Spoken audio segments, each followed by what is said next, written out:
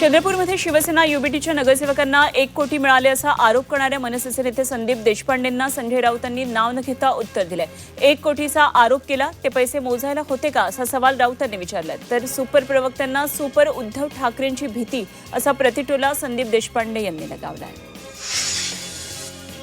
चंद्रपूरला जे घडलं त्यामध्ये उद्धव ठाकरेंची भूमिका नाही, चंद्रपूरमध्ये काँग्रेस पक्षामध्ये दुफळी निर्माण झाली अशी प्रतिक्रिया चंद्रपूर महापौर पदावरून खासदार संजय राऊत यांनी दिली।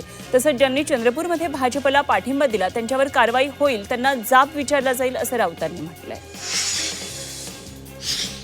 चंद्रपूरमध्ये राजकीय समीकरणानंतर आता धाराशिवमध्ये मोठी घडामोड होण्याची शक्यता आहे। भाजपला सत्तेबाहेर ठेवण्यासाठी उद्धव बाळासाहेब ठाकरे पक्ष आणि शिवसेना एकत्र येण्याच्या हालचाली सुरू असल्याची खात्रीशीर माहिती कळतेय। धाराशिव जिल्हा परिषद अध्यक्षपदाच्या निवडीआधी राजकीय हालचालींना वेग आलाय। मुंबईच्या महापौर रितू तावडेंनी मुख्यमंत्री देवेंद्र फडणवीस यांची भेट घेतली। मुख्यमंत्र्यांच्या वर्षा या शासकीय निवासस्थानी रितू तावडेंनी ही भेट घेतली। मुंबईतले घुसखोर बांगलादेशींबाबत या बैठकीमध्ये महापौर आणि मुख्यमंत्र्यांमध्ये सुमारे अर्धा तास चर्चा झाल्याची माहिती कळते। दिल्लीत पंतप्रधान नरेंद्र मोदींच्या हस्ते सेवातीर्थ भवनाचं उद्घाटन करण्यात आलं। सेवातीर्थ हे पंतप्रधान मोदींचं नवं कार्यालय आहे। सोलापूरच्या विकास आराखड्यातल्या रस्त्यासाठी आमदारांनी केलेली वाढीव निधीची मागणी मुख्यमंत्र्यांनी मान्य केली। एमआयडीसीच्या रस्त्यांसाठी लागणारा निधी 75% राज्य शासन आणि 25% जिल्हा नियोजन समिती किंवा महापालिकेकडून घेण्याची सूचना संबंधित यंत्रणेला देण्याची मागणी यावेळी आमदार देवेंद्र कोठे यांनी केली होती, ती फडणवीसांनी मान्य केली। भिवंडी महापौर पदाच्या निवडणुकीचा अखेर मुहूर्त ठरला। येत्या 20 फेब्रुवारीला महापौर पदाची ही निवडणूक होणार आहे। महापौर पदासाठी राजकीय पक्षांमध्ये सध्या रस्सीखेच सुरू आहे। नगरसेवकांची जुळवाजुळव सुरू आहे आणि त्यामधून घोडेबाजार होण्याची भीती व्यक्त होतीये। महापौर आणि उपमहापौर पदासाठी 16 फेब्रुवारीला दुपारी 3 ते 5 या वेळेमध्ये उमेदवारी अर्ज दाखल करता येतील। सांगली जिल्हा परिषदेत सत्तेचा तिढा अजूनही कायम आहे। भाजपला सत्तेपासून दूर ठेवण्यासाठी महाविकास आघाडीकडून हालचाली सुरू आहेत। राष्ट्रवादी आणि शिंदेच्या शिवसेनेबरोबर मवियाच्या बैठका झालेल्या आहेत आणि दोन्ही पक्ष यासाठी अनुकूल असल्याचं सूत्रांकडून कळते। त्यामुळे सांगली जिल्हा परिषदेत महाविकास आघाडी आणि राष्ट्रवादी शिंदेसेना अशी नवी आघाडी होण्याची शक्यता आहे।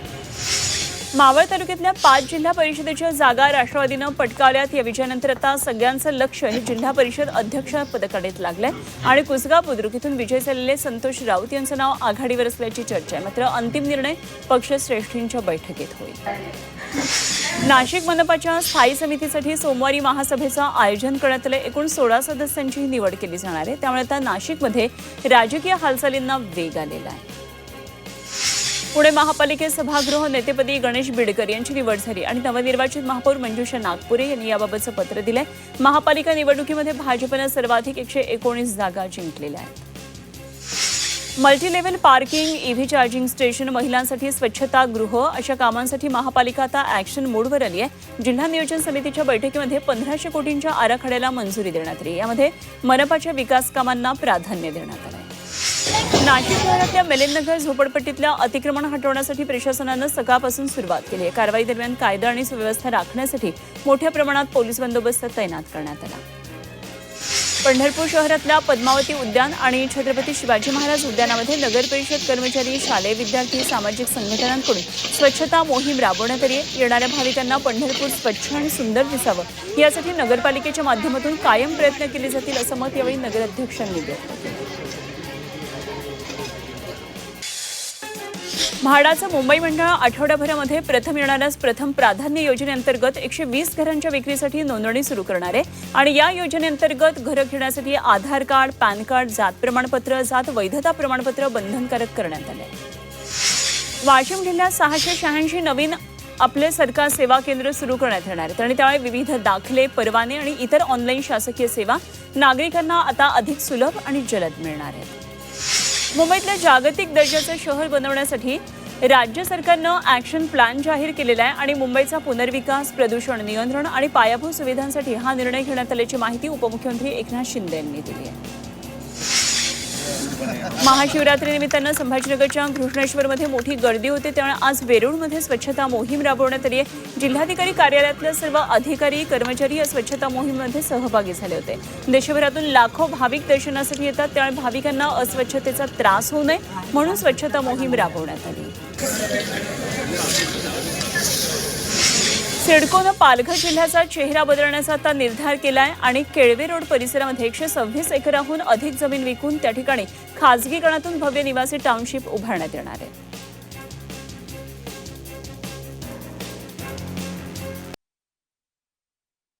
शक्य होत नाही. आता तुमचं आव्हान काय आहे की शिवबदन थाळी संदर्भात निर्णय होईल. मी केंद्र बंद करू नये. आजच माननीय मुख्यमंत्री आणि माननीय छगन भुजबळ साहेबांशी बोलणार आहे.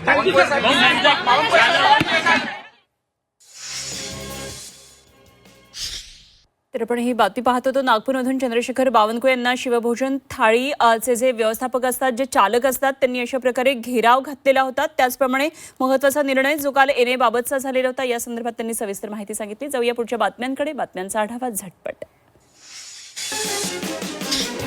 महाराष्ट्र राज्यासाठी 15,385 कोटींची तरतूद करण्यात आली आहे. रस्ते वाहतूक आणि महामार्ग मंत्रालयानं राष्ट्रीय महामार्गाच्या विकासाकरता ही तरतूद केली आहे. आतापर्यंत 57,360 कोटी रुपयांच्या अंदाजित खर्चासह 116 प्रकल्प बांधकामाधीन आहेत.